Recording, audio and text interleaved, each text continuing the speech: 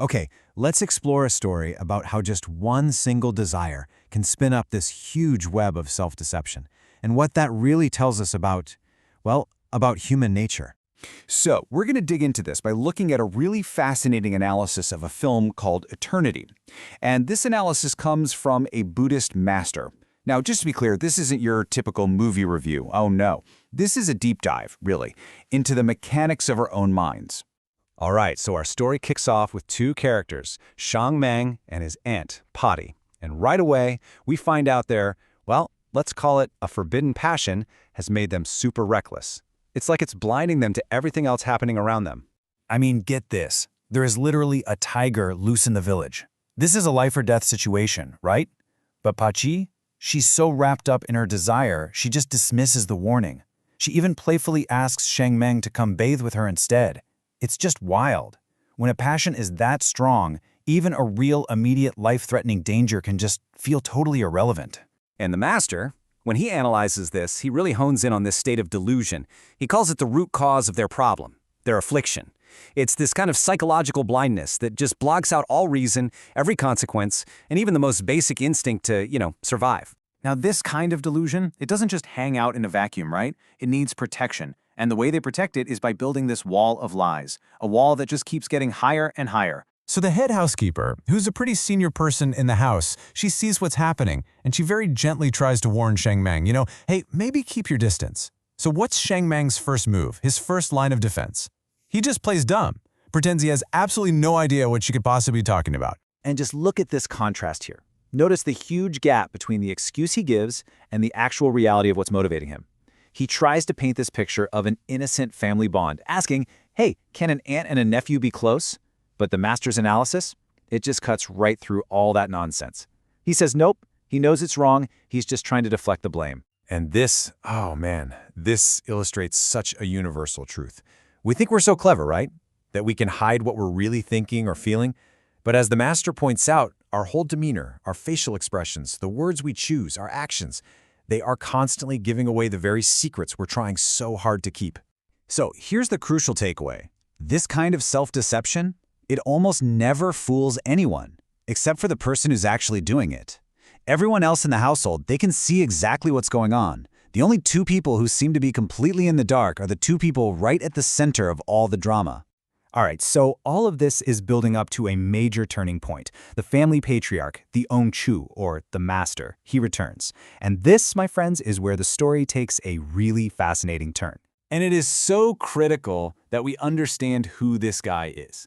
He isn't just some angry, jealous husband out for revenge. Not at all. He is a man who has been deeply immersed in Buddhist practice his whole life. So he doesn't see their actions as a personal betrayal.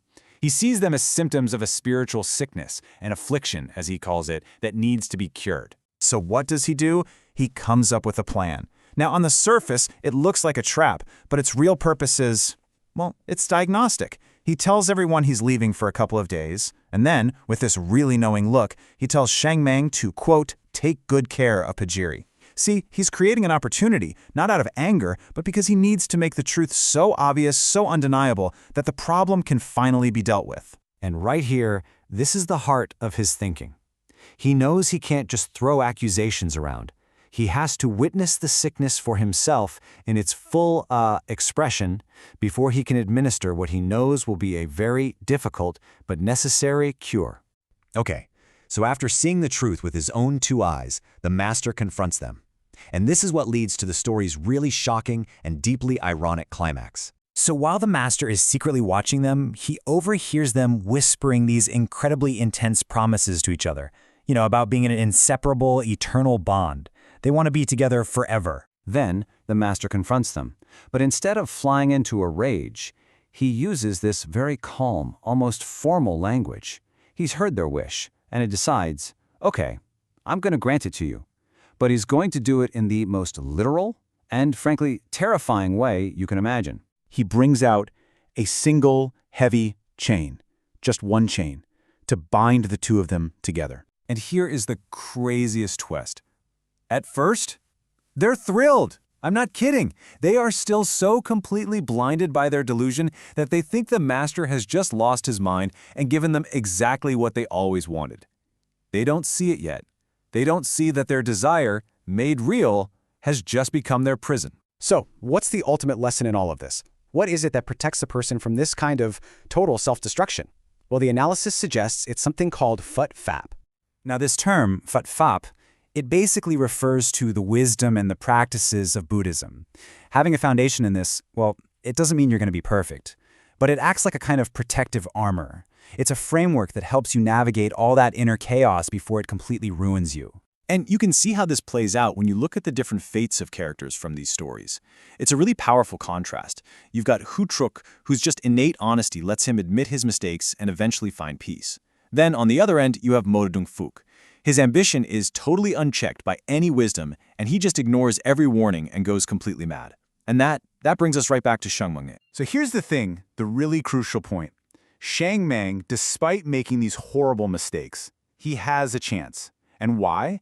Because he's been exposed to this wisdom before. The suffering from that chain, it's going to become unbearable.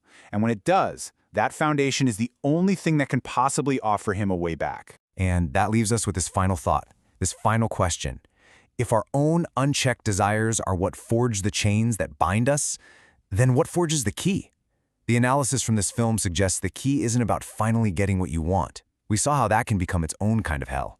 No, the key is forged in the really difficult, really honest, and sometimes painful work of understanding why you want it in the first place.